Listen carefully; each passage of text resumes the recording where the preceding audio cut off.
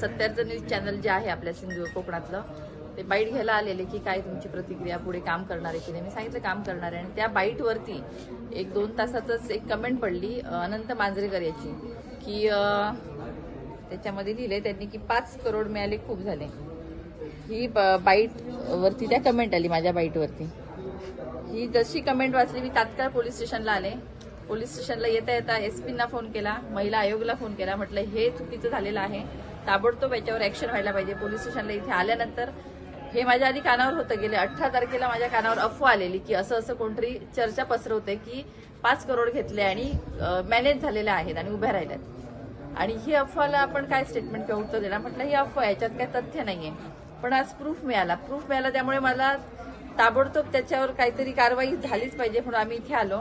Police स्टेशनमध्ये सगळं त्यांनी लिहून घेतलं रितसर आणि त्याच्यावर कारवाई होणार. अब्रू नुकसानीचा दावा दाखल केलेला आहे, तो करणार आहे. पण आता ह्या पद्धतीने जर महिलांवरती, जर राजकारणात येणाऱ्या महिला किंवा ज्या प्रामाणिकपणे काम करणाऱ्या महिलांवरती तुम्ही असं अफवा पसरवत असाल, सोशल मीडियावर असे कमेंट्स करत असाल तर ते धोकादायक आहे. हे माझ्यासाठी मी आलेली आहेत, पण माझ्याबरोबर माझे पण पदाधिकारी आहेत, सर्वजण आहेत. त्यांना उद्या कोण नावं ठेवू शकतं. माझ्यासारख्या कितीतरी महिला आहेत ज्यांना करिअर करायचे पुढे, ह्यांना कोण नावं ठेवू शकतं. एक प्रामाणिक काम करणारी एखादी मुलगी किंवा महिला जेव्हा राजकारणात येते, समाजकारणात येते, तेव्हा सगळ्या बाजूंनी बोललं जातं. पण हे असं चुकीचं आहे. जर तुमच्याकडे प्रूफ नाहीये, तुम्ही समोर यावं, बोलावं. किती रुपये घेते दाखव बाबा, कोणी दिले मला पैसे दाखवा ना. तुम्हाला हिंमत असेल तर समोर या. माझं चॅलेंज आहे ओपन तुम्हाला सगळ्यांना. जे कोण बोलणार त्यांनी समोर यावं आणि सांगावं. आणि हे असं खपवून घेणार नाहीये. आणि जे चुकीचं वागतायत, जे चुकीचं बोलतायत त्यांच्यावर कारवाई झाल्याशिवाय राहणार नाहीये. एसपीनं सांगितलेलं आहे, महिला आयोगाने दखल घेतलेली आहे, त्यामुळे जी कारवाई व्हायची ती होणारच आहे. आणि याच्या पुढे गप्प बसणार नाही. असं कोणी चुकीचं बोलताना दिसलं तर त्याच्यावर ताबडतोब ऍक्शन होणार. आणि आम्ही सगळे समर्थ आहोत त्याच्यासाठी. आमच्या पदाधिकाऱ्यांवर एका जरी कार्यकर्त्यावर बोट उघडलं तर एकही लोक बोट दाखवू शकत नाही की बाबा ह्यांनी असं केलं तसं केलं. कारण सगळे प्रामाणिकपणे लढलेले आहेत. सगळ्यांनी पाहिलंय, उभ्या सावंतवाडी विधानसभा मतदारसंघाने पाहिलंय की काय प्रामाणिकपणाची लढाई आम्ही लढलोय. रात्रीचा दिवस केलाय, अखंड परिश्रम केले आणि तुम्ही ह्या पद्धतीने बोलतायत. अरे काय हे चाललंय हे सावंतवाडीमध्ये. खूप वाईट वाटलं ह्या सगळ्या गोष्टीचं. पण यांना धडा शिकवल्याशिवाय राहणार नाही.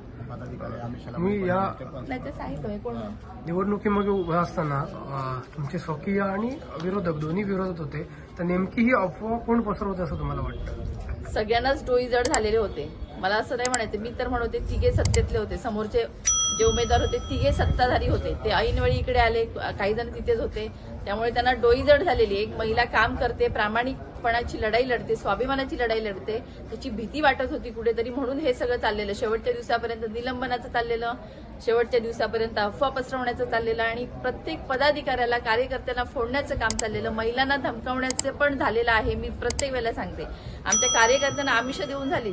प्रत्येक कार्यकर्त्यांनी येऊन सांगितलं की आम्हाला एवढंच आमिष झाले पण आम्ही काम करतोय. हे सगळ्यांच्या बाबतीत झालेलं आहे. आमच्या बूथ अध्यक्षांना फोडण्याचं काम झालेलं आहे. म्हणजे अरे तुम्ही चांगली लढाई लढा ना, सत्याची लढाई लढा ना, कॉम्पिटिशन तुम्ही हेल्दी करा.